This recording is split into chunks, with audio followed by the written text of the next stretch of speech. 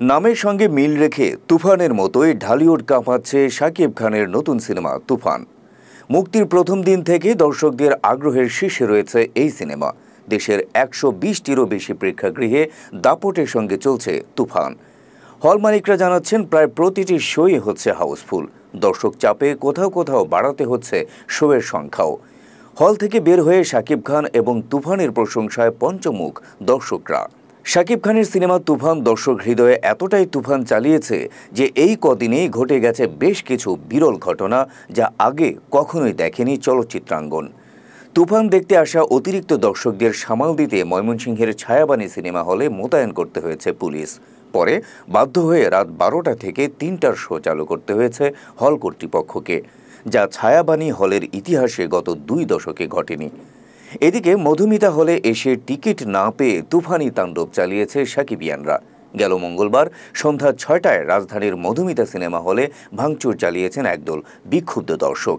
এ সময় হলের poster, display, chair ও দরজার গ্লাস ভাঙচুর করে তাণ্ডব চালানো হয়।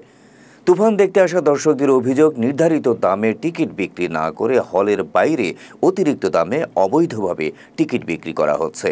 টিকিটের জন্য হল ভাঙচুরের ঘটনা মধুমিতা সিনেমা হলের ইতিহাসে আর কখনো ঘটেনি বলে জানায় হল কর্তৃপক্ষ।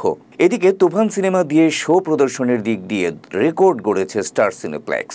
মুক্তির দিন ২২টি শো দিয়ে শুরু করা স্টার সিনেপ্লেক্স দর্শকদের চাপে ৪৭টি শো প্রদর্শনে বাধ্য হয়।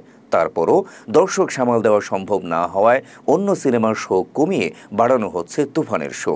বর্তমানে ৫০টিরও বেশি শো প্রদর্শন করছে স্টার সিনেপ্লেক্স।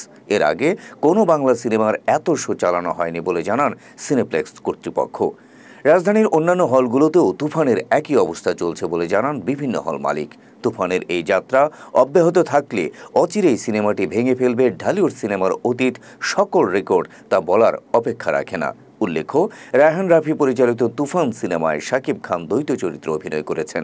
তার বিপরীতে অভিনয় করেছেন ভারতের মিমি চক্রবর্তী এবং বাংলাদেশের নাবিলা। এছাড়া সিনেমায় গুরুত্বপূর্ণ চরিত্রে অভিনয় করেছেন শক্তিমান অভিনেতা চঞ্চল চৌধুরী, ফজলুর রহমান বাবু, গাজী রাকায়েত, সালাউদ্দিন লাবলু সহ আরও অনেকে। তুফান ছবিটি প্রযোজনা করেছে Alpha I Studios Limited, digital partner Chorki এবং ইন্টারন্যাশনাল ডিস্ট্রিবিউটর হিসেবে আছে SVF।